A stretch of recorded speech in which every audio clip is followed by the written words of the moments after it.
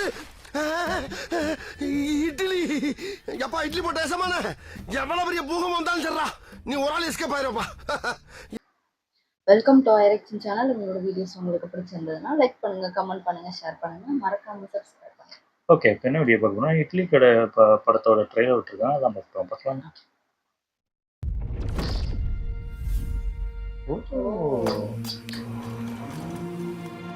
எப்படி இறக்குது பாருங்க. ஃபர்ஸ்ட் இது வருதுப்பா, கணக்கா உட்காந்து அரைக்க தேவையில்லைல்ல. கிரைண்டர் வருது.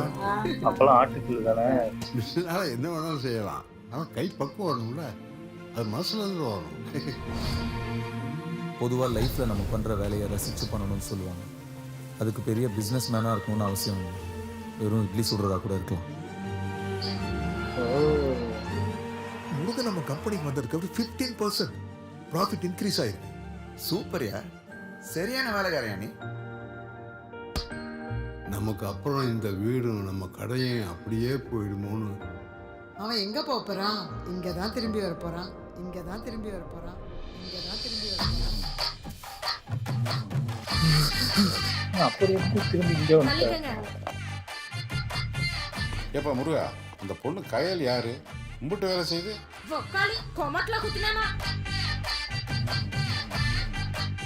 இதே காம்பினேஷன். நான் உனக்காக ஒரு பெரிய எம்பையரே கட்டி வச்சிருக்கேன். அங்கே ஒரு ஜோடி. இப்படி பொறுப்பு இல்லாமல் சுத்திக்கிட்டு லுக் அட் முருகன். பெரிய மிஷலின் ஸ்டார் ரெஸ்டாரண்ட், ஒரு டப்பா குடிசைக்கு. அது வெறும் கடையில் தம்பி, இந்த ஊரோட அடையாளம்.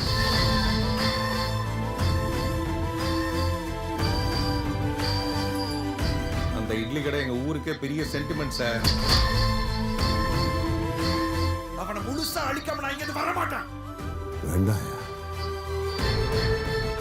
எட்டனா பேர் அது அவங்க அப்பனோட இட்லி கிடைக்காது. அவன் சாகிறதுக்கு ரெடியா இருக்கா.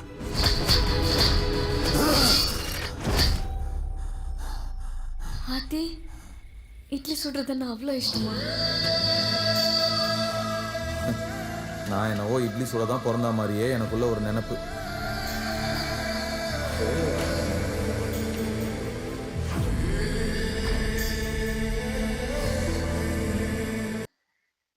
நல்லா இருந்துச்சு. ஆனால் என்ன, படம் கதை ட்ரெய்லர்லேயே தெரிஞ்சு போச்சு. இது கிட்டத்தட்ட ஒரு அவங்க அப்பா வந்து இட்லி கடை வச்சுருக்காங்க. அப்போ அந்த இது மிக்ஸி கிரைண்டர் வருது. அவங்க என்னதான் இருந்தாலும் நம்ம கையில் ஆட்டுற பக்கம் இருக்காதுங்கிறாங்க. அதுக்கப்புறம் பார்த்தா அவர் அந்த பர்கர் கடையில் வேலை பார்க்குறாரு. அப்புறம் இவரால் தான் இன்க்ரிமெண்ட் ஆகுதுங்கிறாங்க.